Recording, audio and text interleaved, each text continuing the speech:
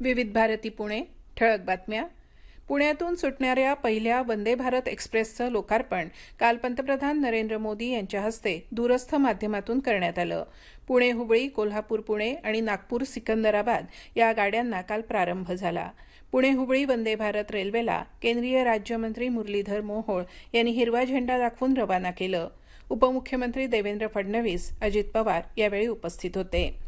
गणेशोत्सवाच्या 11 दिवसांच्या चैतन्यमय पर्वाची आज अनंत चतुर्दशीच्या मुहूर्तावर सांगता होणार आहे. पुणे महापालिका आयुक्त डॉक्टर राजेंद्र भोसले आज सकाळी 10 वाजता लोकमान्य टिळकांच्या मंडईतील पुतळ्याला पुष्पहार अर्पण करतील. त्यानंतर पुण्याच्या वैभवशाली गणेश विसर्जन मिरवणुकीला सुरुवात होईल. या विसर्जन मिरवणुकीसाठी महापालिका तसंच पोलीस प्रशासनानं जय्यत तयारी केली आहे. गणेशोत्सवाच्या काळात पुणेकरांनी मेट्रो सेवेचा मोठ्या प्रमाणात लाभ घेतला. गेल्या रविवारी पुणे मेट्रोची प्रवासी संख्या सुमारे 2.25 लाखांवर गेली होती. आज सकाळी 6 वाजल्यापासून उद्या सकाळी 6 पर्यंत मेट्रो सेवा सुरू असणार असल्याचं पुणे मेट्रोनं कळवलं आहे. हिमाचल प्रदेशात आयोजित करण्यात आलेल्या पहिल्या अखिल भारतीय मानांकन टेबल टेनिस स्पर्धेत पुण्याच्या नैशा रेवस्कर हिनं रौप्य पदक पटकावलं आहे.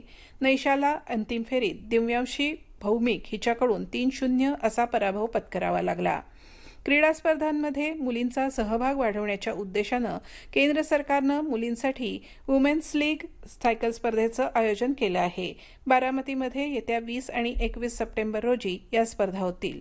ही स्पर्धा प्रथम विभागीय स्तरावर आणि नंतर राष्ट्रीय स्तरावर होईल. आशियाई करंडक हॉकी स्पर्धेच्या अंतिम फेरीत आज भारताचा सामना यजमान चीनशी होणार आहे. भारतीय वेळेनुसार दुपारी 3:30 वाजता सामना सुरू होईल. भारतीय संघानं काल दक्षिण कोरियावर दणदणीत विजय मिळवत स्पर्धेच्या अंतिम फेरीत प्रवेश केला.